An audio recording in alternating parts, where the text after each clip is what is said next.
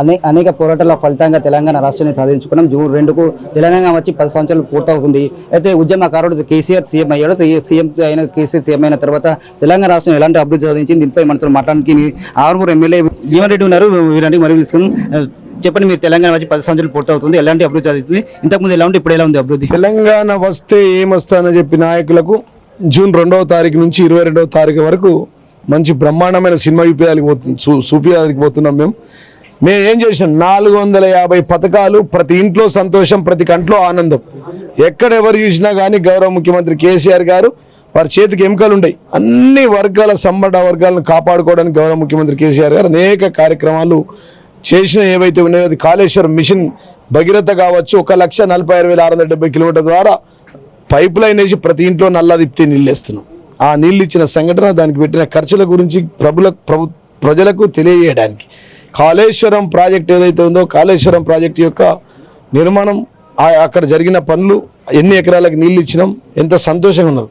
రైతులకు ఇచ్చిన రైతు బంధు, పేదలకు ఇచ్చిన పింఛన్ల గురించి, పేద బిడ్డలకు ఇచ్చిన కళ్యాణ లక్ష్మి గురించి, ప్రతి అంశాన్ని మేము ఒక పండుగ వాతావరణంతో, నిజంగా గౌరవ ముఖ్యమంత్రి కేసీఆర్ గారు ఒక చరిత్రలో ఉండిపోయే విధంగా, కేసీఆర్ గారి ముందు, కేసీఆర్ తర్వాత, నాడు నేడు ప్రజల కనులకు తెలిసే విధంగా బ్రహ్మాండంగా ఉత్సవాలు, కనివిని ఎరగని రీతిలో ఒక దసరా బతుకమ్మ పండుగల కంటే గొప్పగా ఈ కార్యక్రమాన్ని నిర్వహించబోతున్నాం. నిన్నే కోఆర్డినేషన్ మీటింగ్ పెట్టుకున్నాం.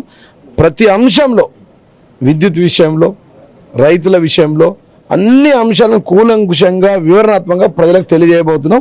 ప్రతిపక్ష తెలంగాణ ఉద్యమంలో కూడా మీరు కూడా సీఎం కేసీఆర్తో ఉన్నారు. ఇప్పుడు తెలంగాణ 2 సార్లు ఎమ్మెల్యే అయ్యారు. ఎలాంటి నియోజకవర్గంలో ఎలాంటి అభివృద్ధి సాధించారు? చాలా బ్రహ్మాండంగా జరిగింది. స్వాతంత్రం వచ్చినప్పటి నుంచి మేము రాకున్న ముందు ఎంత అభివృద్ధి జరిగిందో 70 ఏళ్లలో, మేము వచ్చిన తర్వాత 9 ఏళ్లలో అంతకు 10 3,000 కోట్ల రూపాయల నిధులు తీసుకొచ్చినాం.